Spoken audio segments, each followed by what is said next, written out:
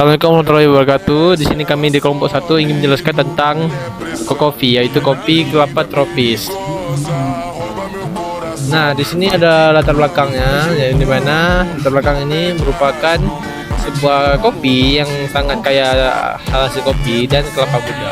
Kopi telah menjadi bagian dari gaya hidup masyarakat, khususnya pada generasi muda. Sedangkan kelapa dikenal sebagai minuman segar yang populer dan juga perpaduan antara kedua masih jarang ditemui di pasaran.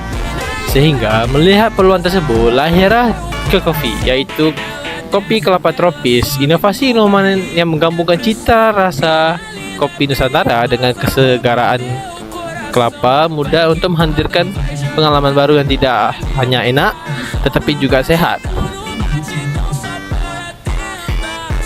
Rumusan masalah. Di sini kami terdapat ada 3 rumusan masalah. Yang pertama adalah bagaimana menghadirkan inovasi minuman yang unik dan berbeda dari yang ada di pasaran. Yang kedua, ada namanya bagaimana menciptakan produk kopi yang tetap segar, sehat, dan terjangkau. Yang ketiga, bagaimana menentukan strategi pemasaran yang sesuai dengan target konsumen muda. Tujuan untuk menghadirkan kopi ini adalah menghadirkan produk minuman berbasis kopi dan kelapa yang sehat, segar, dan inovatif. Yang kedua, menyediakan alternatif kopi yang cocok untuk iklim tropis Indonesia. Yang ketiga, menciptakan usaha dengan harga terjangkau namun tetap berkualitas. Yang keempat, memberikan peluang usaha baru di bidang minuman kekinian. Visi dan misi usaha. Visi kami itu menjadi brand minuman kopi tropis lokal yang inovatif, sehat, dan digemari masyarakat Indonesia.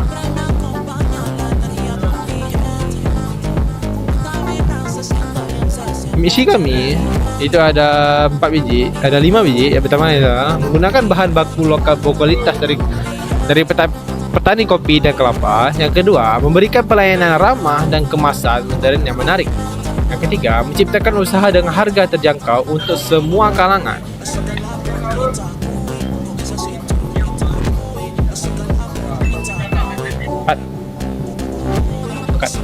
Menghadirkan minuman kopi berbahan alami yang segar dan sehat.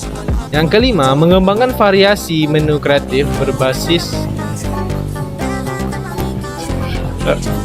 kopi dan kelapa.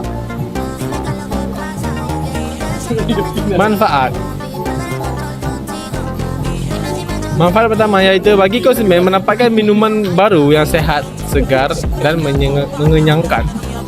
Yang kedua, bagi mahasiswa atau pekerja, alternatif kopi yang bisa menghilangkan kantuk tanpa harus lapar. Yang ketiga, bagi masyarakat membuka peluang usaha baru dan mendukung pemanfaatan bahan lokal. Analisis SWOT. Analisis apa? Kau dah, kau sekarang. Sekarang dilanjutkan manfaat luar. Selanjutnya saya akan menjelaskan tentang analisis SWOT. Analisis internal. Nah, yang pertama di sini ada namanya strength, yaitu kekuatan.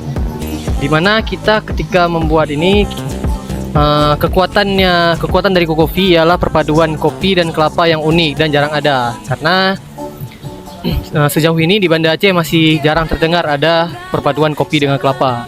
Kemudian kita menggunakan bahan alami tanpa pengawet. Harganya pun terjangkau, harga mahasiswa 8.000 sampai 10.000. Kemudian variasi menu menarik. Koko latte, es kelapa, kopi, topping, nata de coco, toppingnya nata de coco. Kemudian kelemahannya ialah masih merupakan merek baru. Jadi karena masih baru, masih agak sulit untuk bersaing dengan merek-merek besar. Kemudian daya tahan produknya terbatas karena berbahan alami tanpa pengawet. Jadi kita tidak bisa ini kirim-kirim ke luar daerah atau ke luar negeri. Kemudian eksternalnya ialah adanya peluang. Peluang yang kita dapatkan ialah minuman kekinian sangat digemari anak muda. Kemudian dukungan terhadap produk lokal semakin meningkat dan potensi penjualan online dan melalui aplikasi pesan antar. Cuman kalau pesan antar masih sekitaran sinilah. Kemudian ada ancaman. Ancamannya ialah yang pertama, persaingan dengan minuman kopi modern yang sudah mapan. Kemudian selera konsumen bisa cepat berubah. Analisis pasar dan pemasaran. Jadi di analisis pasar, target pasar kami ialah usia 17-35 tahun. Jadi dari mahasiswa hingga dewasa. Kemudian jenis kelaminnya ya pria dan wanita. Kemudian modal awal ya kurang lebih 300.000, pendapatannya 1.500.000 sampai 3 juta per bulan. Kemudian lokasinya tuh kami akan berjualan di kampus, pusat kuliner, perkantoran, seperti acara-acara yang ada di kampus. Kemudian kebutuhan konsumennya minuman segar yang bisa memberi energi, produk unik untuk tren media sosial, harga terjangkau dengan rasa berkualitas. Kemudian strategi pemasaran. Strategi pemasarannya ialah yang pertama, produk, menawarkan variasi menu berbasis kopi dan kelapa dengan topping. Kedua, harga, menetapkan harga kompetitif dari 8.000 sampai 10.000. Jadi masih harga standar lah. Promosinya kita menggunakan media sosial, kita juga udah ada Instagramnya, kemudian TikTok. Kemudian kita kolaborasi dengan food influencer lokal. Ya, kayak kemarin tuh Tamboikun mungkin kita ajak. Nah, kemudian ada promo pembukaan, beli 2 gratis 1. Jadi untuk di pembukaan aja. Kemudian yang keempat, distribusi. Distribusi ini kita penjualan offline di bot atau kios-kios kecil. Kemudian penjualan online melalui aplikasi pesan antar, GoFood, GrabFood, Shopee Food, atau satu lagi penjualan jasa.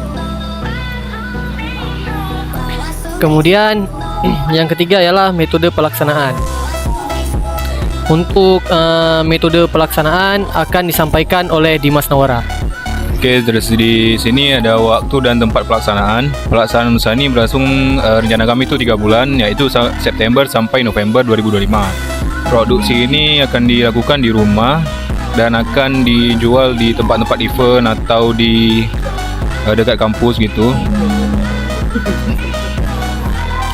Terus alat dan bahan yang kami gunakan itu ada gunting untuk memotong kemasan kopi, terus wadah, saringan halus untuk mengsaring kopi, ampas kopi ya. Terus gelas ukur untuk mengukur berapa liter kelapa dan kopi yang harus digunakan. Terus ada sealer kemasan. Bahan yang digunakan ada kopi hitam, air kelapa muda, daging kelapa, cup plastik, stiker brand Cocofi, dan sedotan. Tahap produksinya yaitu yang pertama kita mempersiapkan bahannya itu memilih kelapa muda yang segar, serta menyiapkan kopi bubuk, saset atau yang telah digiling halus. Terus menimbang seluruh bahan sesuai takaran SOP, sesuai takaran yang sudah ditetapkan oleh kami sendiri tadi. Takarannya tuh udah kami ukur sedemikian rupa agar rasanya tuh khas dan unik. Terus proses peracikannya, yang pertama kita seduh kopi menggunakan metode brew atau espresso sederhana. Yang kedua, saring kopi untuk memastikan tidak ada ampas kopinya yang tercampur. Terus campurkan air kopi yang dah disaring tadi dengan air kelapa muda sesuai dengan formula produk. Tambahkan daging kelapa dan gula aren. Gula aren ini opsional jika diperlukan. Terus aduk menggunakan shaker hingga tercampur rata. Terus quality control rasanya, kita uji rasa manisnya udah pas atau belum, tingkat kepekatan kopi dan aroma. Itu supaya memastikan rasa konsisten sesuai standar menu yang udah kami tetapkan di awal tadi. Terus pengemasan produk Cocofi. Yang pertama tuh menuang minuman ke dalam cup plastik, menambahkan topping kalau ada, menutup cup menggunakan sealer, menempelkan stiker brand Cocofi dan menyimpan cup dalam cooler box agar tetap segar saat distribusi. Terus evaluasi produk kopi. Uji kinerja produk, kami menguji konsisten rasa dan aroma agar rasa dan aroma stabil dan tetap sama, tidak berubah gitu. Yang kedua, memastikan minuman tetap segar dalam durasi penyimpanan tertentu. Terus evaluasi kebersihan dan keamanan. Kami itu mengecek juga kualitas air kelapa ini bersih atau segar agar konsumen tuh puas gitu dengan produk kami. Terus memastikan alat produksi dicuci sebelum dan sesudah digunakan.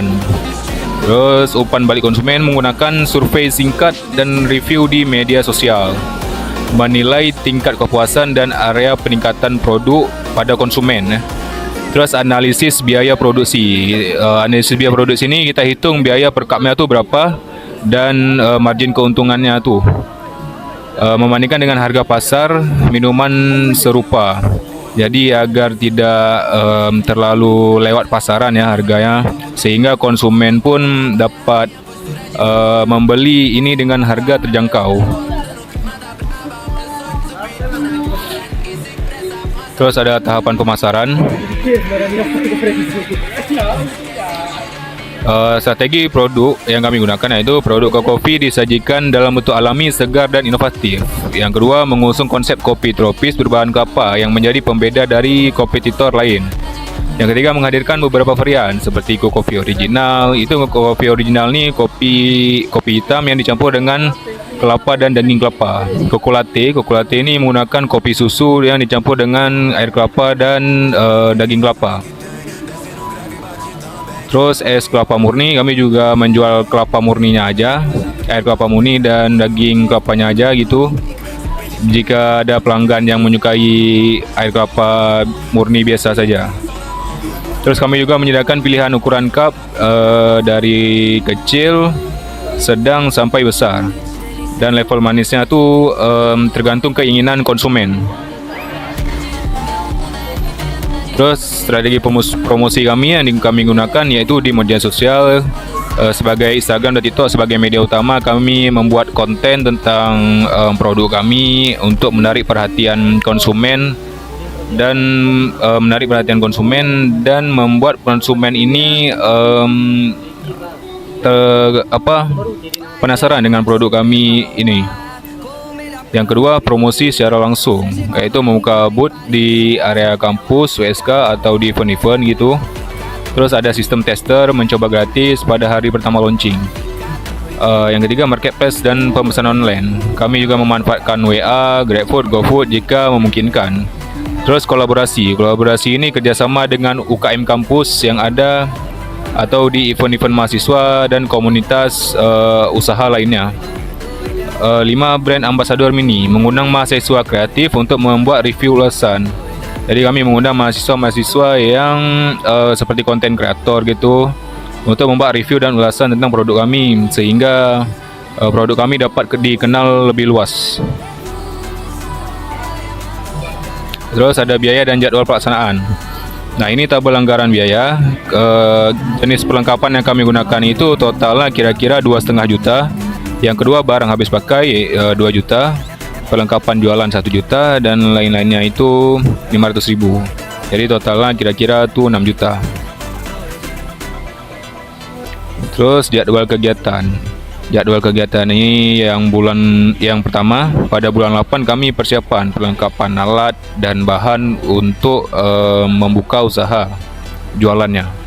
Yang kedua, proses produksi. Di bulan 9 kami membuat takaran yang pas untuk produk ini agar rasanya tuh menarik di konsumen dan membuat konsumen ingin membeli lagi produk kami. Jadi kami membuat produknya tuh sesuai dengan keinginan konsumen, kemauan konsumen. Yang ketiga, kami promosi produknya di bulan 10. Jadi kami promosi sekaligus pemasarannya. Jadi kami promosi sekaligus kami menjual produk tersebut di bulan 10. Terus ada evaluasi bulan 11, mana evaluasi ini kami mencari tahu apa kekurangan produk kami dan kita selesaikan kekurangan itu atau kita cari solusi di kekurangan itu, bagaimana cara membuat kekurangan itu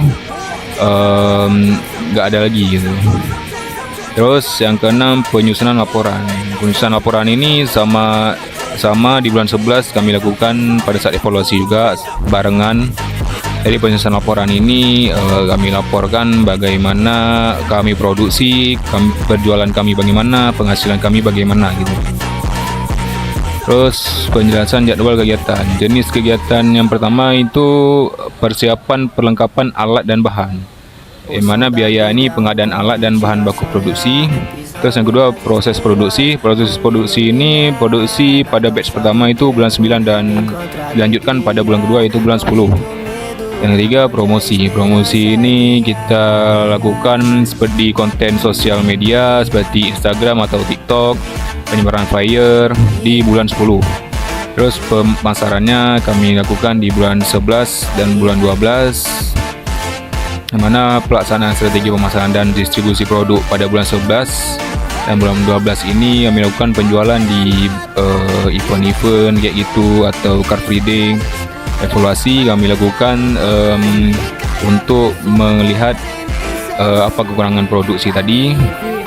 Terus penyusunan laporan kami lakukan barengan dengan evaluasi. Terus ini penutup. Dari hasil perencanaan usaha, Cocofi dinilai memiliki potensi besar untuk dikembangkan sebagai minuman inovatif berbahan alami dengan harga yang terjangkau. Dengan pelaksanaan yang terstruktur dan strategi pemasaran yang efektif, usaha ini berpotensi menjadi minuman favorit mahasiswa serta berkembang menjadi bisnis berkelanjutan. Ini ada dokumentasi beberapa kegiatannya dalam produk Cocofi. Sekian saja presentasi dari kelompok kami. Mohon maaf apabila ada kekurangan dalam presentasi ini. Kami kelompok 1 mengucapkan terima kasih. Assalamualaikum warahmatullahi wabarakatuh.